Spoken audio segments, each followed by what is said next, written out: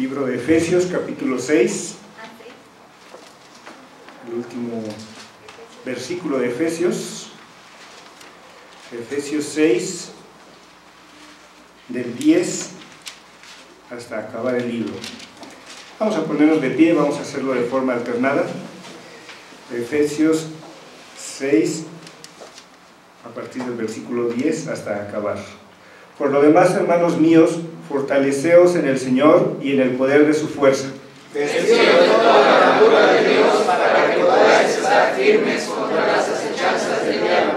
Porque no tenemos lucha contra sangre y carne, sino contra principados, contra potestades, contra los gobernadores de las tinieblas de este siglo, contra huestes espirituales de maldad en las regiones celestes. Por lo tanto, tomad toda la armadura de Dios para que podáis resistir en el día malo, y habiendo acabado todos estar firmes.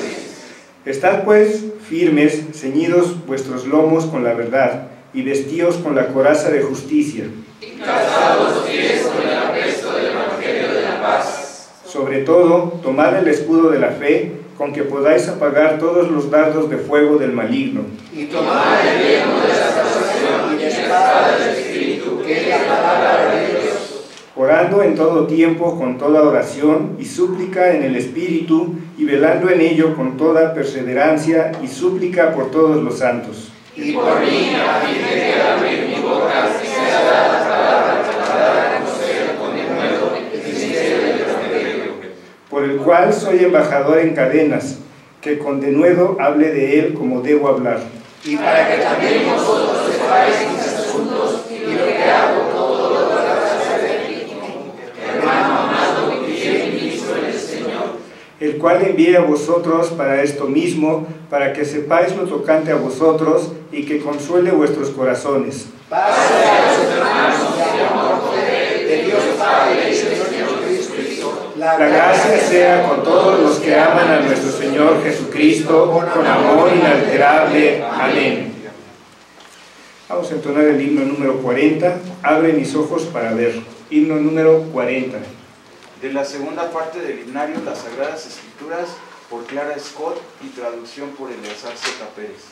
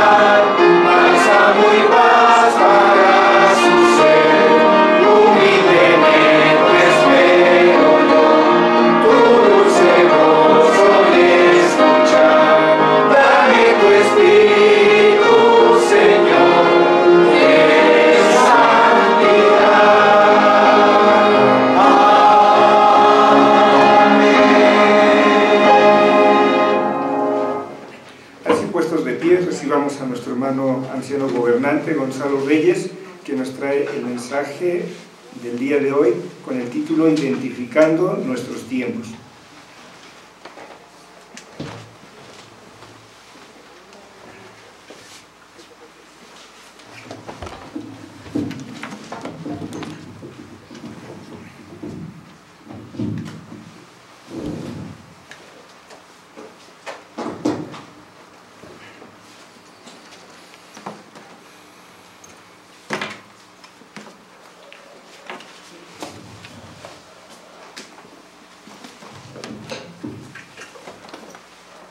si no se iba a duplicar.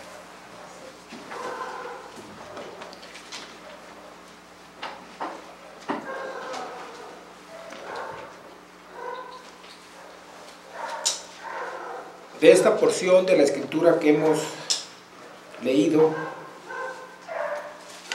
la Lectio Divina, quisiera que escucháramos nuevamente atentos lo que se nos dice en el capítulo 6 de Efesios, los versículos 11 al 13. Vestíos de toda la armadura de Dios para que podáis estar firmes contra las acechanzas del diablo, porque no tenemos lucha contra sangre y carne, sino contra principados, contra potestades, contra los gobernadores de las tinieblas de este siglo, contra huestes espirituales de maldad en las regiones celestes. Por tanto, tomad toda la armadura de Dios para que podáis resistir en el día malo, y habiendo acabado todo, estad firmes. Prácticamente lo que se nos está diciendo en esta porción de la Escritura es que estamos en una lucha como cristianos y sobre todo como iglesia del Señor, una lucha que debemos enfrentar a diario. Pero en esta lucha se nos manda que estemos armados con las armaduras de Dios, con su palabra, con su justicia, porque si no estamos ceñidos de su palabra y de las armas que Él nos da, esta lucha no podemos enfrentarla y ni deberíamos estar en esta lucha. Por favor, tenga la bondad de sentarse. El domingo anterior, ya en el sermón, nuestro pastor se refería a nuestra pertenencia como iglesia presbiteriana. Pertenecemos a la iglesia presbiteriana, y esta es una tradición. Pertenecemos a la línea histórica de la Reforma, iniciada por Martín Lutero y otros muchos cristianos piadosos que se unieron a él en su amor, primero por Dios y por su palabra, y en segundo, como consecuencia de lo primero, por la reforma de la iglesia de Jesucristo. Y es que aquel trabajo de reforma no fue el primero y tampoco fue concluido por Lutero ni por los que se unieron a él en ese primer esfuerzo. De hecho, antes que Lutero, ya se habían hecho esfuerzos en el sentido de hacer volver a la iglesia a sus sendas antiguas.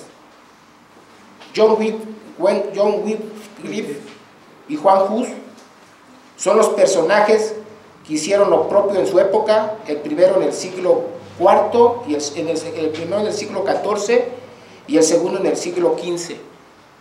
Ya una de nuestras hermanas aquí de la iglesia nos hizo favor de poner una breve biografía de estos prereformadores. Por ello son conocidos como precursores de la Reforma, o con la forma abreviada por prereformadores.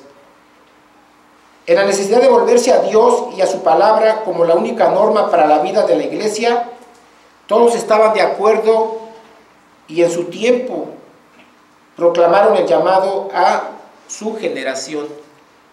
Pero sería hasta el siglo XVI que Dios, en su providencia, puso todas las cosas en orden para que la Reforma fuera el movimiento que recordamos y del cual nos consideramos herederos. Estamos le llamamos el mes de la Reforma, y precisamente por eso hicimos un paréntesis en la serie de sermones que ordinariamente se predican aquí en esta iglesia, para recordar esta época, la Reforma. Pero ningún hombre es suficiente jamás, y eso debemos estar muy conscientes, para concluir tan grande obra De hecho, podemos decir que la obra de perfeccionar a la iglesia, terminará hasta el día de Jesucristo, para decirlo en palabras del apóstol Pablo.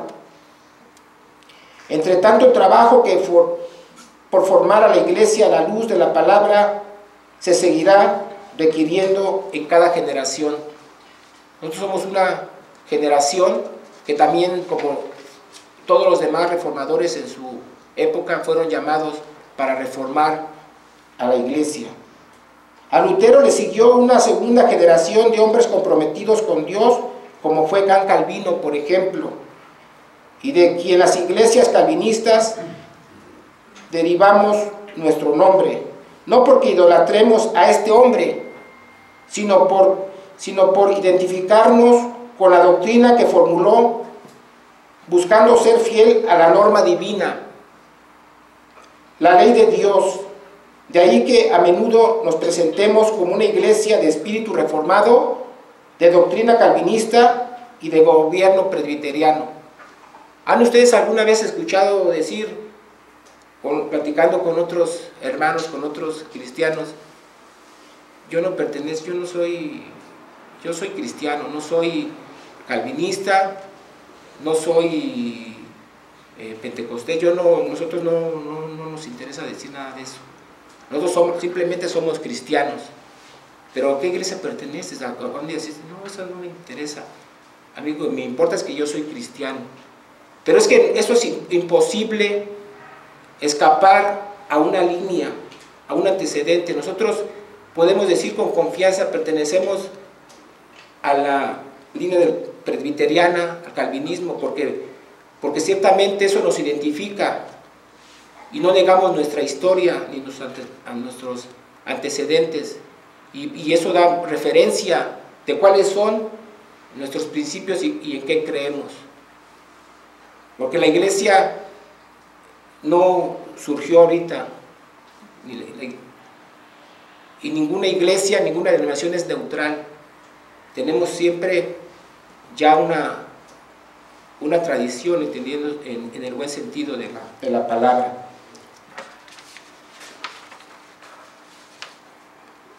Decimos, a Juan Calvino y a otros muchos hermanos correspondió la tarea de dar continuidad al movimiento de reforma iniciado por otros antes que ellos. En tanto que, por ejemplo, a Lutero se le recuerda como iniciador, a Calvino se le recuerda como el sistematizador de la doctrina de la reforma. Pero a la vez requeriría que después de él otros se unieran y dieran continuidad a aquella obra. La obra de Lutero en Alemania fue continuada por su amigo Felipe Melanchthon, y en el caso de Calvino, por ejemplo, en el trabajo de Ginebra le siguió Teodoro de Beza. Así podríamos continuar en la siguiente generación hasta llegar a nuestros días, y en cada generación veremos la continuidad o discontinuidad de la reforma, es decir, que el movimiento reformador no siempre fue en ascenso. En algunos lugares la reforma se estancó y en otros se apartó de sus principios hasta el peligro de apartarse de sus raíces. En nuestra generación corresponde a nosotros dar continuidad a la fe que hemos heredado. La reforma es un movimiento que no se detiene, es una obra continua. Como lo dijo nuestro pastor el domingo pasado, la reforma del siglo XVI fue inconclusa y nosotros somos llamados a continuarla. Y es que en todas las generaciones se ha llamado a la reforma. La reforma es constante. Y ustedes también incluso saben que antiguamente sucedió lo mismo. Cuando leemos en el libro de Reyes, ¿qué sucedía? Llegaba un rey, reformaba, quitaba los ídolos, y hacía unas grandes reformas para apegarse a la ley de Dios, y luego venía otro y hacía lo contrario, y luego unos sí y otros no. Entonces ha sido siempre una constante en la vida del pueblo del Señor el cumplir con este llamado a la reforma. Pero en cada generación la iglesia debe ser muy consciente de su vocación y los tiempos que le ha tocado vivir. Para llevar a cabo esta tarea de reforma, efectivamente, la iglesia debe ser muy consciente de su vocación, es decir, muy consciente de que somos llamados a esta reforma, a pegarnos a las Escrituras, y también muy conscientes de los tiempos en que nos ha tocado vivir. Debemos tener en nuestra mente una radiografía de cómo está la situación actual. Y las personas que cada generación deben, los miembros de la iglesia o la iglesia debe estar bien sabida de en qué época les tocó vivir. Porque si no, ¿cómo llevar a cabo la reforma o qué vamos a reformar? Entonces aquí podemos hacer una proposición. En su vocación reformadora, la iglesia tiene que conocer sus tiempos. Hay quienes han interpretado el lema, la iglesia reformada siempre se está reformando, como queriendo decir que la iglesia debe estar en constante cambio, y con ello intentan justificar los cambios que quiere hacer. Por ejemplo, la forma en que la iglesia canta, así como los cantos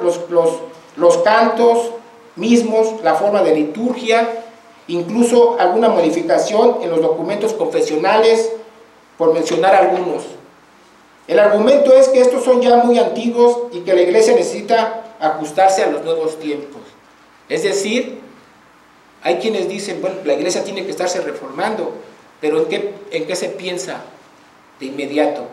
Hay que ser más alegres, hay que cantar, hay que bailar, hay que...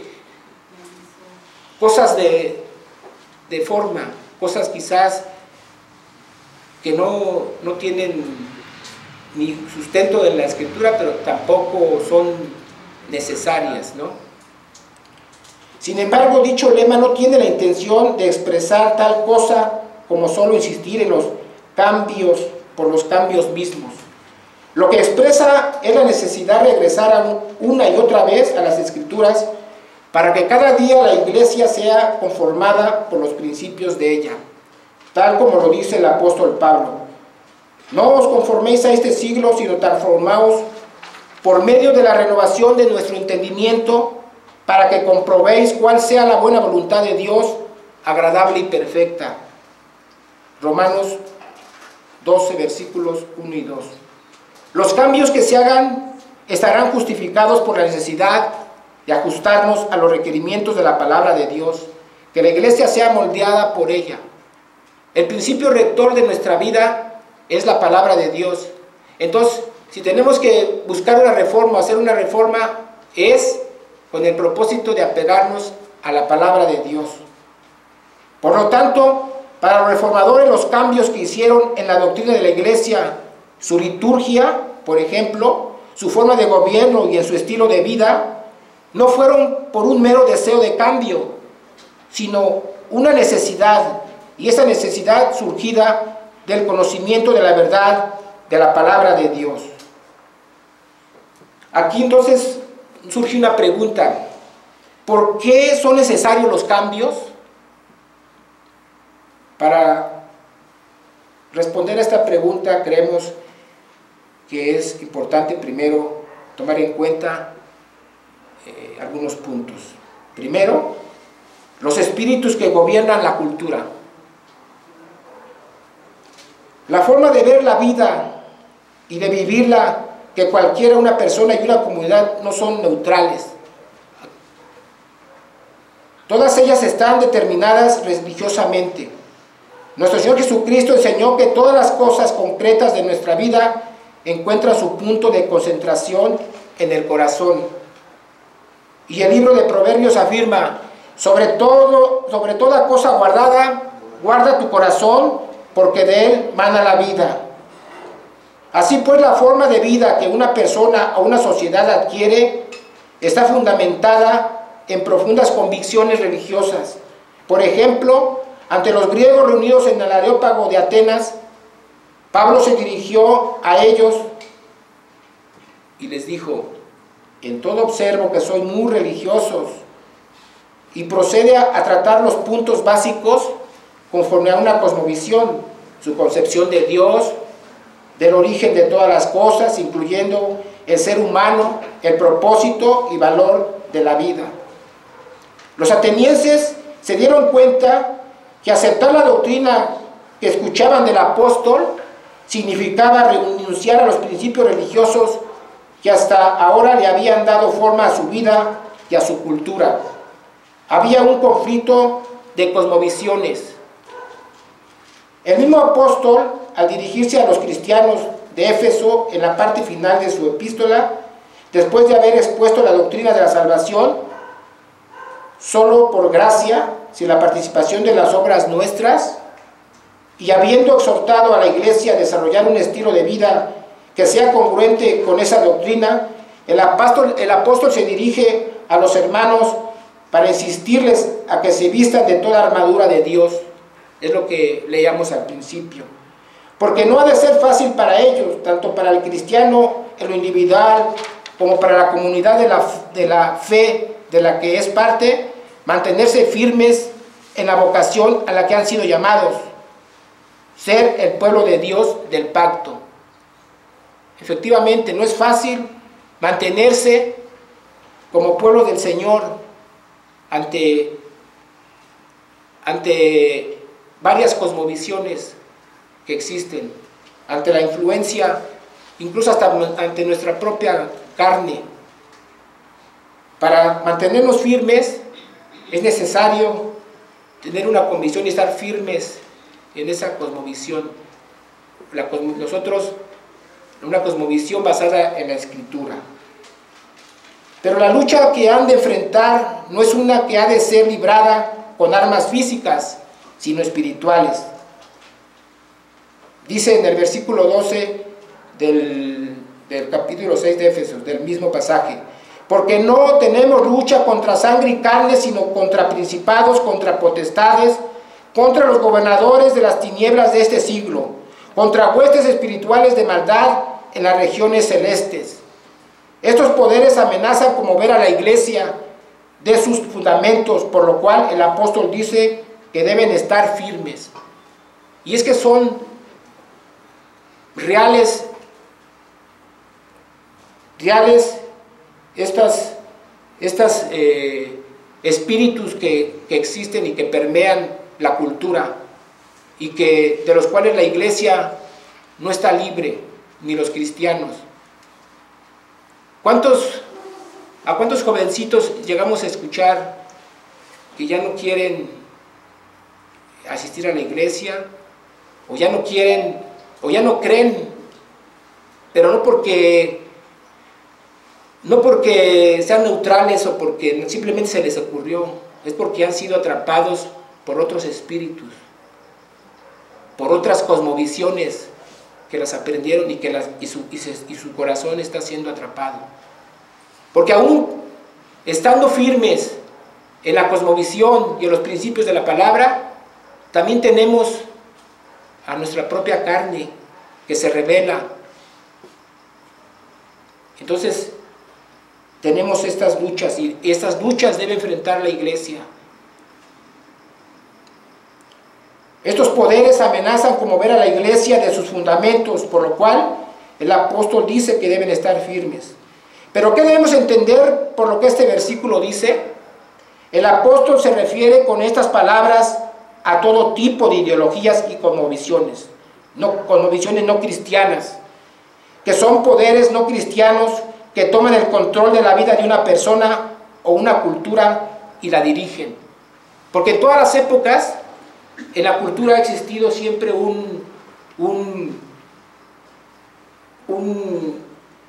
una cosmovisión que impera, los motivos religiosos que gobiernan a la cultura.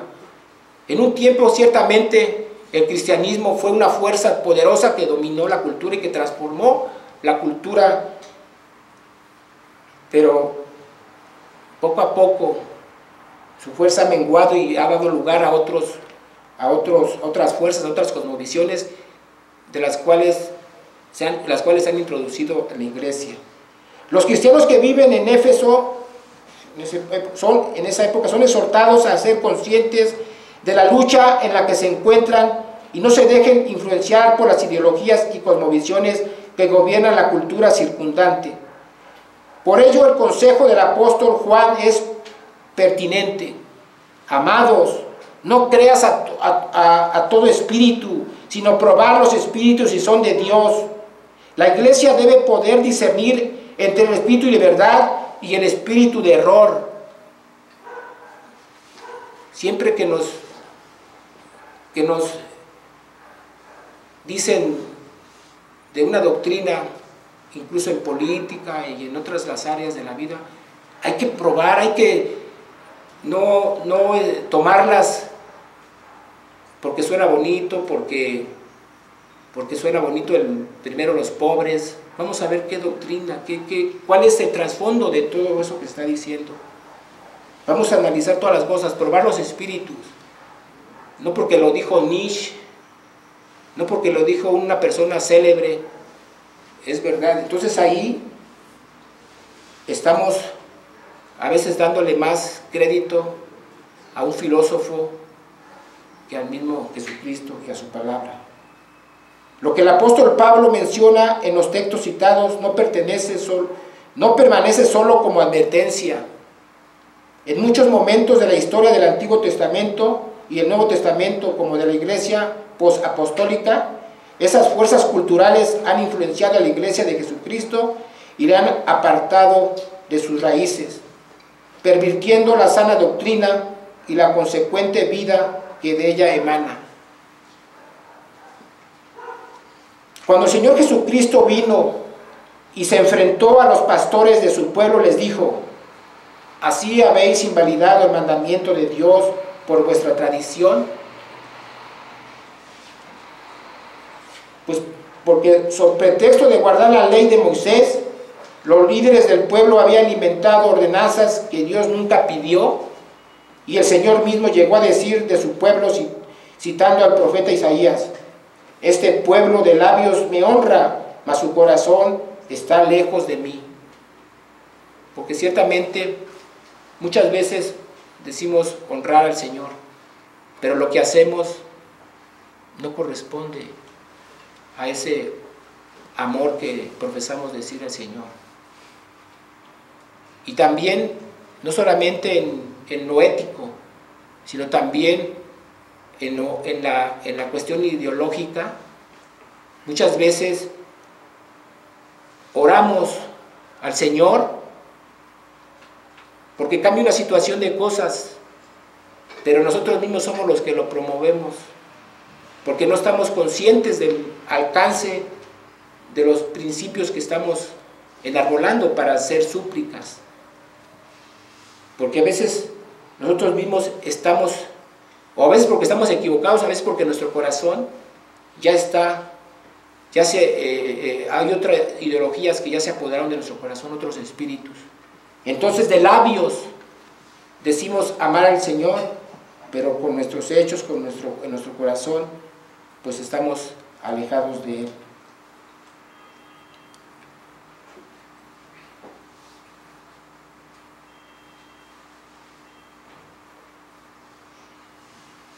Este pueblo de labios me honra, mas su corazón está lejos de mí. Así que el Señor llamó a su pueblo a regresar al verdadero principio de la relación con Dios, amarle con todo el corazón, con toda el alma y con todas las fuerzas. Esto es el verdadero significado de lo que es la reforma. En el siglo XVI también volvió a suceder. Cuando la Escritura fue vuelta a colocar en el centro de la vida, se descubrió inmediatamente todas las mentiras que se habían citado, que se habían colado a la vida de la iglesia. Doctrinas como las oraciones por los muertos, el purgatorio, la intercesión de los santos, la veneración de las imágenes, etc. Eran doctrinas que no encontraban fundamento en la Escritura. El gobierno de la iglesia fue corrompido también. Los pastores de la iglesia estaban más ávidos de poder y riqueza que de un verdadero celo por la edificación del pueblo de Dios. La liturgia se había tornado sacramentalista. era el sacramento el centro del culto y no la palabra que da a conocer la voluntad de Dios. Por lo tanto, el estilo de vida también estaba afectada. Particularmente la vida inmoral que vivían muchos de los clérigos era evidencia de su alejamiento de la norma de la palabra. Aquellos que fueron llamados en Éfeso, lo que leíamos en Éfeso capítulo 4 versículos del 11, para edificar a la iglesia de Jesucristo hacia una vida santa hasta llegar a la estatura del varón perfecto, daban muestra de no conocer a quien decían servir. ¿Qué espíritus estarán en medio de esta iglesia, en medio de la iglesia del Señor? Que quizás estamos creyendo que son espíritus de Dios, espíritus basados en la Escritura. ¿Cuántas ideologías, cuántas doctrinas, cuántas conductas que practicamos? Pues eso debemos conocerlo, de eso debemos saberlo y debemos quitarlo de la iglesia. Los cambios efectuados por la Reforma fueron cambios necesarios para volver a la iglesia a su forma bíblica. En nuestros tiempos, ¿contra qué espíritu debemos luchar?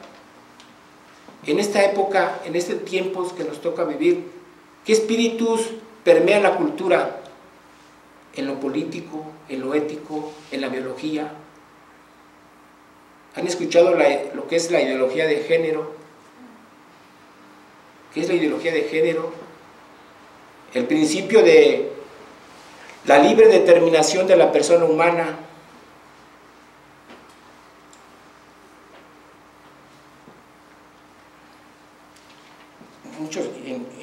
En muchas áreas a cada quien le corresponde señalar de acuerdo a su vocación y de acuerdo a su llamamiento. Entonces, en nuestros tiempos, ¿contra qué espíritu debemos luchar?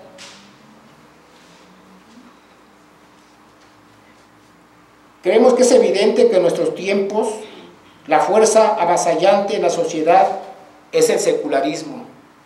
El mundo que una vez disfrutó de la influencia de la fe cristiana se ha ido descristianizando. Cada vez más hay un abierto rechazo a Cristo y cada vez más la cultura nuestra pone en el centro al hombre en lugar de Dios. Ya no son los principios de la Escritura los que forman el fundamento que da dirección y forma a nuestra vida. Ahora el hombre se vuelca sobre sí mismo como una norma propia para su vida. Ya no se trata de hacer lo que Dios quiere que hagamos. Ahora se trata de hacer lo que nosotros queremos hacer. Esta es la antigua oferta de Satanás al hombre. Seréis como Dios. El hombre contemporáneo, sintiéndose fortalecido con la ciencia y la tecnología, sintiéndose poderosos, y ha llegado a la conclusión de que no necesita más a Dios. Él mismo quiere ser un Dios, alguien que decide por sí mismo lo que es bueno para él. O sea, todo lo que se busca es agradar al hombre. El hombre lo que busca es agradarse a sí mismo. Es cierto, como cristianos somos amantes de la libertad, pero una libertad de acuerdo a la Escritura y no una libertad de acuerdo a lo que el hombre le parece que es bueno, lo que le da placer, lo que le da sentido a su vida de acuerdo a su propio entendimiento. Y de ahí precisamente lo que les comentaba, la ideología de género, ¿sí?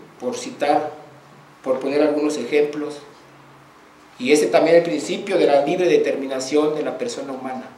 O sea que el derecho y la libertad que tiene todo ser humano es de ser la persona que quiera ser, no importa quién sea. O incluso ir en contra de la biología, ir en contra de todos los demás aspectos de la vida. Tú puedes ser lo que quieras, o sea, porque además se dice, el sexo es una construcción humana.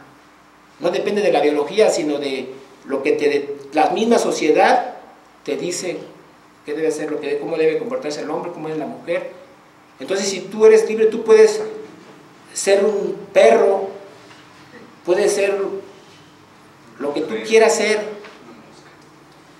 Y eso, lo demás tienen que respetar, porque si no es violencia. Es violencia. ¿A qué se debe este retroceso de la influencia del cristianismo y el avance del espíritu de la secularización de la sociedad occidental? El problema podría ubicarse fuera de la iglesia, en las cosmovisiones y filosofías paganas, pero parte del problema también se encuentra dentro de la iglesia cristiana misma. Es decir, nosotros como iglesia, ¿a quién le vamos a echar la culpa? ¿Quién provocó precisamente este secularismo? ¿De dónde viene el problema? De la universidad, de tal lugar, de tal persona. Pero muchas surgen de la misma iglesia, muchas veces, muchas cosas que no son de acuerdo a la palabra vienen de la misma iglesia. La iglesia las propicia, nosotros las fomentamos, las hacemos. Somos nosotros mismos a veces quienes estamos propiciando el mal testimonio, esas ideologías que las profesamos. Entonces, el problema no está afuera nada más, sino aquí en la misma iglesia. El Señor Jesucristo dijo que es más fácil ver siempre la paja en el ojo ajeno, pero difícil ver la viga en el propio. Cuando hablamos de los males de nuestro tiempo, es más fácil verlos fuera de la iglesia, pero no dentro de la misma. Aquí hay muchos quienes quizás estamos de acuerdo con toda esa ideología de género, incluso a veces en política no nos ponemos de acuerdo en muchas cosas y nos damos por algún partido, por algún otro grupo que profesa principios que son contrarios a la Escritura. Porque ciertamente no hay ningún partido, que nos, ya hablando en esa área, que represente nuestros principios como cristianos. Pero somos llamados a participar, somos llamados.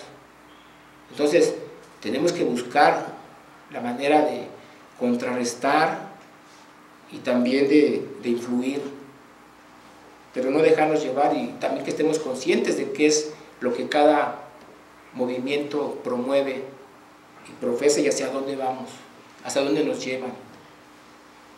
Por eso no percibimos que nuestra cosmovisión ha sufrido cambios también con el tiempo. Aunque nos formamos en la línea histórica que hemos trazado antes, uno no se mantiene en ella simplemente porque sí. Mantenerse ahí requiere de una actitud de obediencia consciente a la palabra de Dios. Por eso el apóstol Pablo exhortaba a los efesios a ponerse toda la armadura de Dios para poder permanecer firmes en el día malo. La visión de la iglesia acerca de sí misma y su misión se ha visto afectada por una cosmovisión dualista, una cosmovisión que no es bíblica y que ha limitado el alcance y la radicalidad del reino de Dios, llegando a enseñar que la obra de Dios, de Cristo, solo afecta a una parte y no a todo de la existencia humana. Dividimos la vida en dos reinos. Por una parte, el reino de la gracia o de lo sagrado, el cual está sujeto al gobierno de nuestro Señor, y un reino secular, el cual de alguna manera se vuelve neutral con respecto a Dios y por ello escapa a su soberanía. Esta forma de ver ha debilitado la fuerza y el alcance de la fe cristiana. No solamente existe la vida cúltica, existen otras áreas de la vida, y en todas esas áreas debemos buscar glorificar a Dios y debemos gobernarnos de acuerdo a su palabra. No solamente existe como dice, gracia, naturaleza, el reino de la gracia. Entonces en la iglesia estoy guía todo eso que conocemos. Toda la vida debe estar para la gloria de Dios. Como iglesia, por supuesto, es parte de nuestra vocación ir al mundo y proclamar el Evangelio reino de Jesucristo, y proclamamos que la única manera en que las cosas pueden mejorar es que la humanidad se vuelva a Dios que la creó. Eso es correcto. Pero también observamos que la Iglesia no ha podido ser una influencia salutífera en la sociedad en la que vive. ¿Cuál ha de ser la razón de esta imposibilidad? La respuesta es que la Iglesia ha perdido la capacidad de predicar un mensaje transformador para la vida en su totalidad y se ha retirado a la esfera de la piedad privada. O sea, la vida privada es ahí soy cristiano y todo lo demás, o viceversa también. Soy cristiano en todas las áreas, pero en mi vida privada no, ahí no. O sea, hemos como creyentes, como pueblo, se han caído en esa situación. Pues que Dios perdone a su Iglesia. Debido a esta visión dualista, como alguien ha dicho, los cristianos mismos somos en parte culpables de la secularización de la sociedad. Por nuestra visión dualista, naturaleza-gracia, nos hemos retirado de la arena pública y nos hemos refugiado en la esfera de la piedad personal. ¿Y a quién le hemos dejado los liderazgos culturales? No nos extrañe que las potestades de las tinieblas se muevan a sus anchas en nuestro tiempo y tomen el control de la cultura.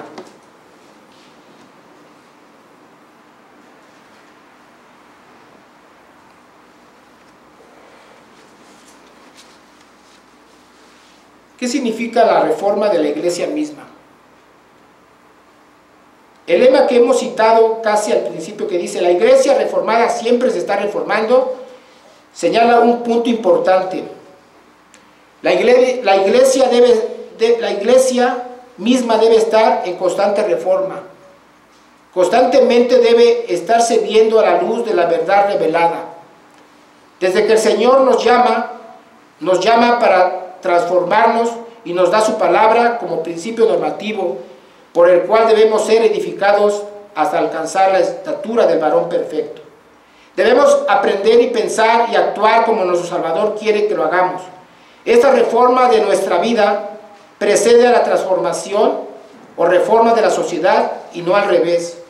Son personas renovadas, son una influencia renovadora en torno suyo. Son personas renovadas, son una influencia renovadora en torno suyo. Eso es precisamente lo que escuchábamos en la clase de escuela dominical. Debemos criticarnos. La iglesia misma debe criticarse. La misma iglesia debe saber en qué se está fallando para cambiar, precisamente para volver a la reforma. Esa es la crítica a la que seguramente se refería el maestro de la escuela dominical. También hicimos mención que dicho lema no significa que la iglesia debe cambiar por cambiar. Lo que quiere decir es que la iglesia debe ser conformada cada vez más a los principios de la palabra de Dios, y las reformas que se hagan serán siempre en razón de la necesidad de ser conformes a la ley de Dios. Este es el énfasis que encontramos en el pasaje bíblico de Efesios 6 que citamos al principio. Observamos ahí que la armadura de Dios que debe vestir el cristiano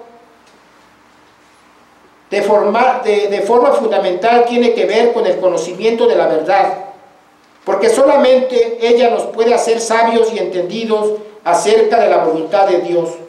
Solamente ella nos puede dar una cosmovisión unificada de toda la realidad para que veamos nuestro servicio al Señor de forma integral y no dividida. Solamente por la instrucción de ella podrá ser renovada nuestra manera de pensar. Ella tiene que conformar en nosotros una cosmovisión, porque de manera que nosotros mismos seamos purificados de ideologías y cosmovisiones ajenas a los principios de la palabra de Dios.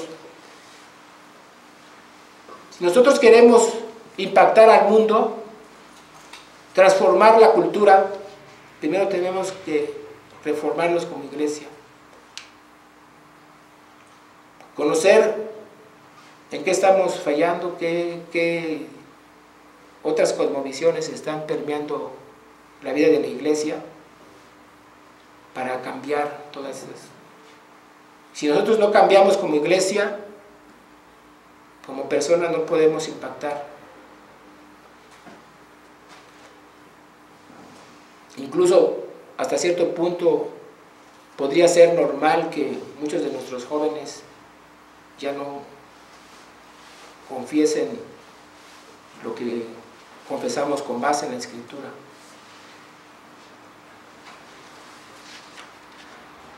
Porque a veces porque los adultos luego somos incongruentes. Porque de labios decimos amar al corazón, al Señor, pero de hechos estamos muy apartados del Señor. Ya citamos Romanos 12, versículos 12, y junto con Efesios capítulo 4, versículos 23, si gustan vamos a leerlo nuevamente. Efesios 4 lo leo, si ustedes me gustan nada más escucharlo atentamente. 4:23, y renovaos en el espíritu de vuestra mente. Eso es precisamente el llamado. O en Romanos 12, en ambos pasajes se hace referencia a que tenemos que ser transformados en el espíritu de nuestra mente. Tenemos que aprender a ser cristianos completos, y eso quiere decir que los principios de la palabra deben dar forma a una cosmovisión realmente cristiana para producir un estilo de vida claramente cristiano. Así cada quien habla de las cosas que conoce o del ámbito en el que se desenvuelve. Por ejemplo, yo siempre, si se dan cuenta, también pongo ejemplos de política y cosas así, porque es lo que realmente ahorita tiene mi interés, y estamos ahorita rumbo al 2024, y hay posiciones políticas, hay partidos, y efectivamente en la comunidad cristiana hay mucha confusión también. ¿A quién debemos, por quién debemos votar, a quién debemos seguir, a quién debemos apoyar? Y cuando platicas sales hasta peleando con otro cristiano. Y porque nuestra visión de las cosas a veces no está unificada, ¿no? Porque no conocemos esa parte también, porque no, o sea, y es complicado. Entonces debemos transformarnos en todo eso, debemos no ser ajenos a esas otras áreas y también educarnos en esas otras esferas de la vida. Cuando comenzamos a ver las cosas como Dios quiere que las veamos, nos vamos dando cuenta de las cosas que debemos cambiar y por qué. No solamente tenemos el ánimo de cambiarlas y ya. De esta manera también es edificada la iglesia como pueblo de Dios, como ese pueblo que ha traer gloria y honra a su Señor y se convierte en una influencia salutífera para el mundo y la generación en que vive. La reforma de nuestros tiempos comienza por la reforma de las personas, de lo que son reconciliados en Cristo Jesús con el Padre. De esta manera, el cristianismo influyó en la cultura porque cambió a las personas. Las doctrinas que aprendemos en la iglesia institucional son para que las apliquemos en la vida cotidiana. De esta manera, los cristianos podemos ser la luz y la sal de la tierra, como dijo nuestro Señor Jesucristo.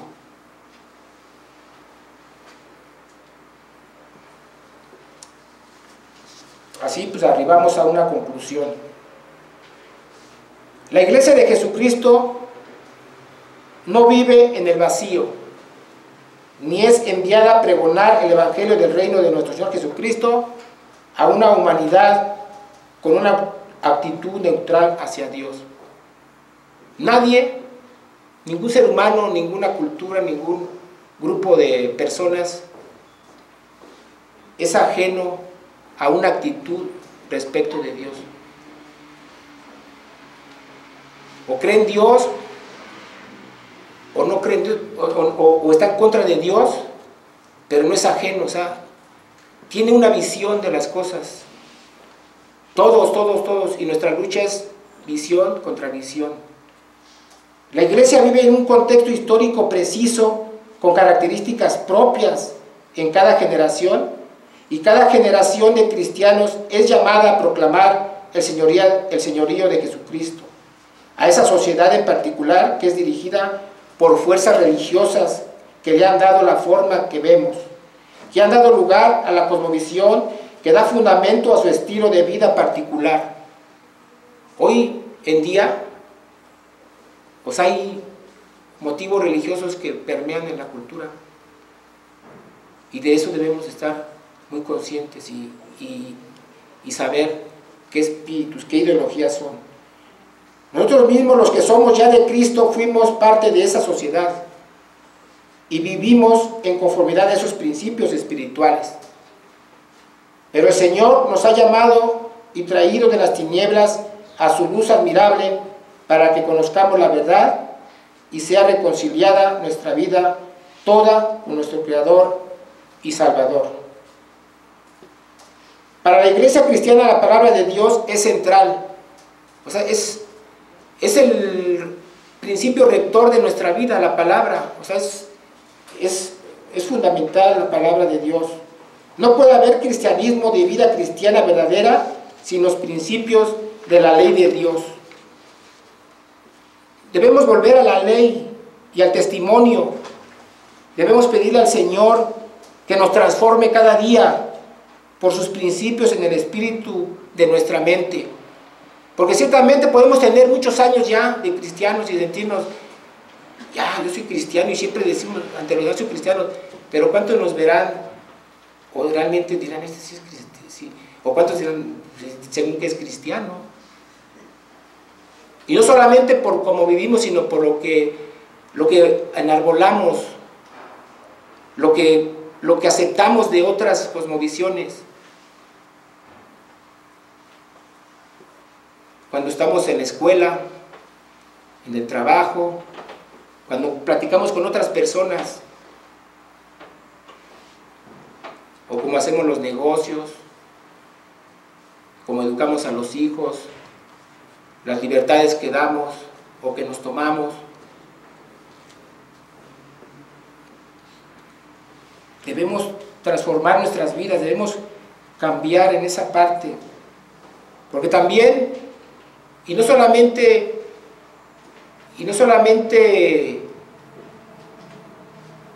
ser, sino también perseverar, porque también muchos se desaniman y por el hastío de la lucha claudicar.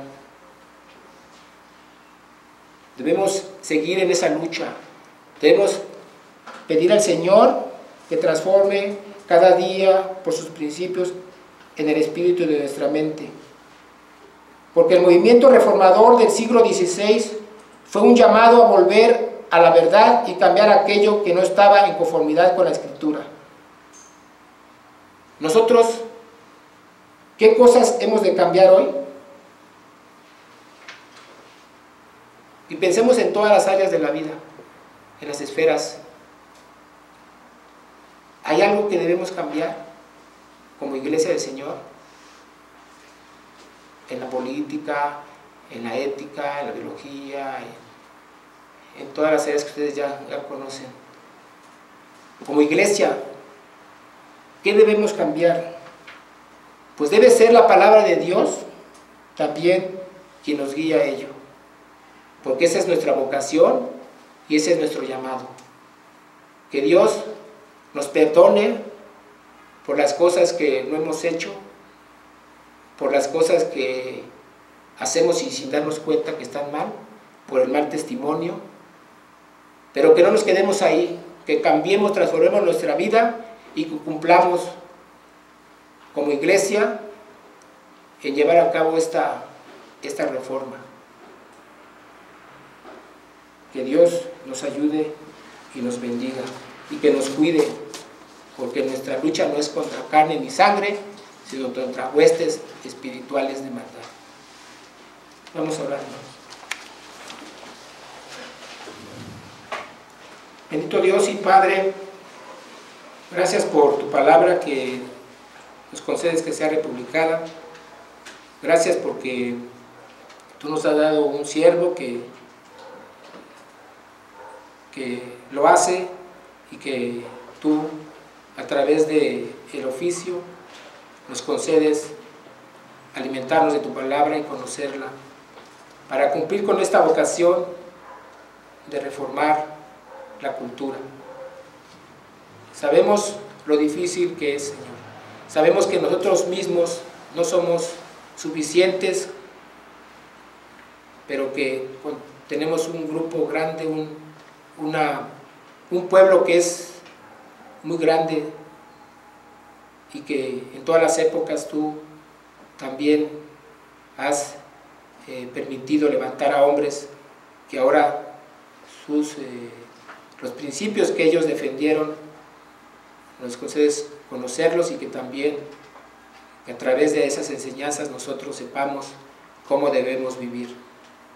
Gracias te damos, Señor, porque tú nos concedes estar aquí, glorificar tu nombre, y porque cada día nos das la oportunidad de realmente dar testimonio de tu palabra. De cada día nos das la oportunidad de ser transformados de acuerdo a tu espíritu, de acuerdo a tu palabra. Porque no es por el tiempo ni es por nuestras propias fuerzas, sino es por tu espíritu. Y solamente a quien tú llamas, a quien tú transformas, será transformado, Señor. Ayúdanos, Padre bendito, en todo ello, y bendice a tu pueblo. Te lo pedimos en el nombre que es sobre todo nombre, nuestro Señor Jesucristo. Amén. Amén.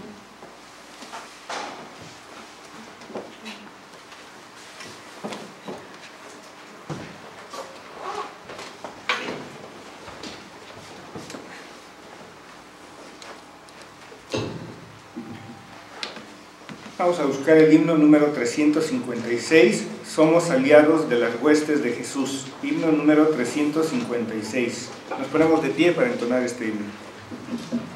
De la parte número 15 del himnario, Confianza y valor en pruebas y conflictos, por Charles Marsh, y traducción por Vicente Mendoza, himno 356, Somos aliados de las huestes de Jesús.